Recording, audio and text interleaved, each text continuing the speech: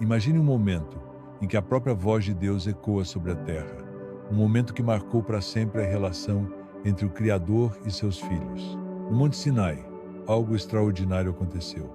Deus, com todo o seu poder e amor, decidiu falar diretamente ao seu povo, chamando-os para um pacto eterno. Mas o que deveria ser um encontro de alegria também revelou o peso da santidade e o medo que ela pode trazer. Depois de libertar o povo de Israel da escravidão no Egito, Deus os guiou ao Monte Sinai. Ali, ele deu uma ordem clara: santifiquem-se hoje e amanhã.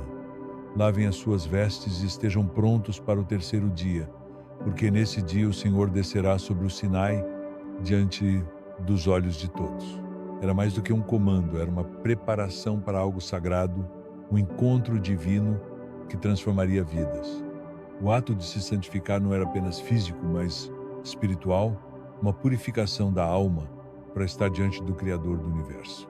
Antes da manifestação divina, Deus fez um convite carregado de promessas e responsabilidade.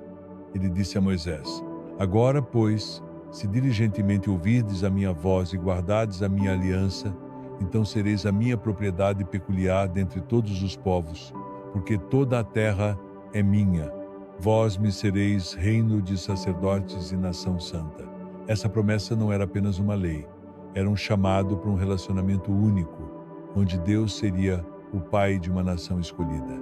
Imagine a profundidade dessas palavras e a honra em ser separado como propriedade especial de Deus.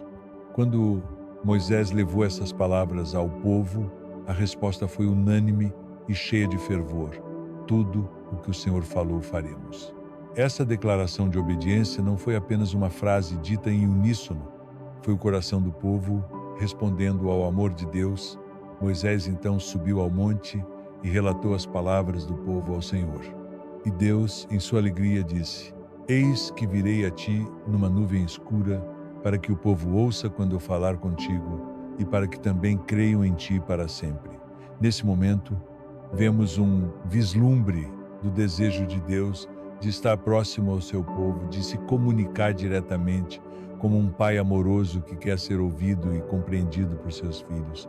No terceiro dia, ao amanhecer, o monte foi envolto em nuvens densas.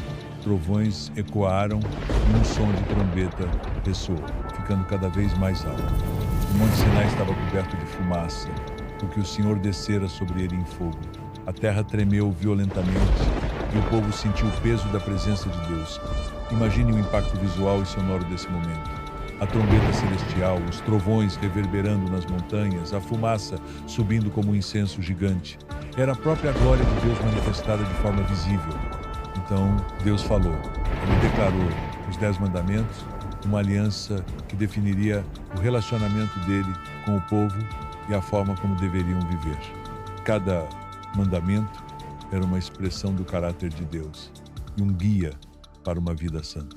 As palavras de Deus eram como trovões que ressoavam no coração de cada pessoa presente. Porém, ao ouvir a voz de Deus, o povo foi tomado por um temor profundo. Eles recuaram, apavorados, e clamaram a Moisés: fale você conosco e ouviremos. Mas que Deus não fale diretamente conosco ou morreremos. Entretanto, nem todos recuaram. Enquanto a maioria fugia com medo, alguns, liderados por Moisés, permaneciam extasiados diante da voz do Senhor. Era um momento de temor, sim, mas também de profunda admiração. Moisés e esses fiéis contemplaram a glória divina com corações cheios de alegria. Eles sentiram a grandiosidade de Deus não como um peso esmagador, mas como um privilégio sublime. Imagine os rostos deles, iluminados não pelo fogo do monte, mas pela fé que brilhava dentro deles. Esse contraste revela algo profundo. Enquanto o medo afastava muitos, o amor e a fé aproximavam outros, permitindo que vissem a manifestação divina com outros olhos. Essa dualidade de reações nos convida a refletir como nós responderíamos à presença de Deus. Nos esconderíamos em temor ou nos aproximaríamos com alegria e reverência? Esta é uma pergunta que ecoa até hoje em nossos corações. Essa história é mais do que um relato antigo. Ela é um lembrete do amor de Deus que sempre buscou se aproximar de seus filhos. Ele fez isso no Sinai, ele fez isso por meio de Cristo e ele continua fazendo isso hoje. O monte tremeu, a voz de Deus reverberou, mas o coração de Deus permaneceu constante, desejando proximidade, chamando seus filhos para uma relação de amor e obediência. A pergunta é: estamos prontos para responder como o povo de Israel e dizer: tudo o que o Senhor falou faremos? Ou seremos aqueles que fogem diante da majestade de um Deus que nos ama profundamente?